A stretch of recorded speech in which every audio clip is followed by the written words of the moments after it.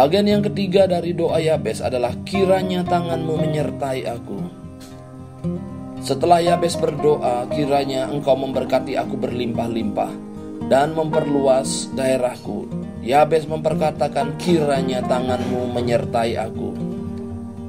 Lalu Yabes berkata, kiranya Engkau menyertai aku. Yabes menyadari bahwa ketika Allah memberkatinya dengan berlimpah-limpah dan memperluas daerahnya, berarti Allah memberi tanggung jawab dan tantangan yang lebih besar. Yabes menyadari dengan tanggung jawab yang lebih luas, ia tidak dapat menghandle seluruh tanggung jawab itu sendirian. Ia menyadari bahwa tanpa tangan Tuhan yang menyertai, dia tidak akan bisa sukses. Saat ini kita mungkin dipercaya perkara kecil, lalu kita dapat mengelolanya dengan baik. Tetapi ketika Allah memperluas daerah kita, apakah kita akan sanggup? Bisa jadi engkau akan baru merasa bahwa engkau tidak cukup terampil, tidak mampu, tidak cukup pandai. Tanpa campur tangan Tuhan, kita tidak akan sanggup melakukan tanggung jawab. Tanpa campur tangan Tuhan, kita tidak akan mampu mengatasi segala tantangan.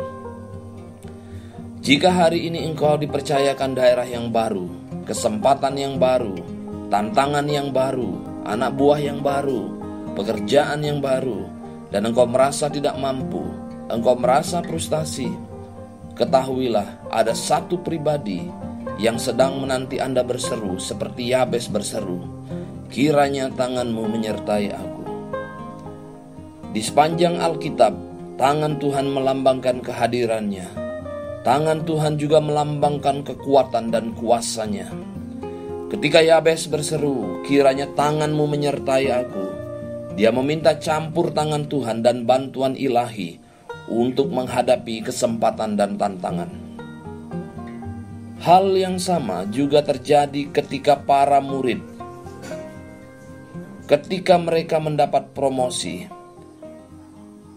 kamu akan menjadi saksiku di Yerusalem dan di seluruh Yudea dan Samaria, dan sampai ke ujung-ujung bumi. Yesus memerintahkan para murid menunggu di Yerusalem. Apa yang dijanjikan Bapa setelah mendengarkan pengajaran Yesus, melihat mujizat yang dilakukannya. Pada hari Pentakosta, tangan Tuhan turun ke atas mereka, yaitu Roh Kudus. Kuasa Tuhan turun ke atas mereka. Setelah itulah mereka diperlengkapi dengan kuasa untuk mengadakan mujizat, menyampaikan kabar baik tentang keselamatan di dalam Yesus. Setelah kita menerima Yesus sebagai juru selamat, Roh Kudus yang adalah tangan Tuhan itu ada di dalam diri kita. Dialah yang menjadi tangan Tuhan yang menyertai kita kemanapun kita melangkah.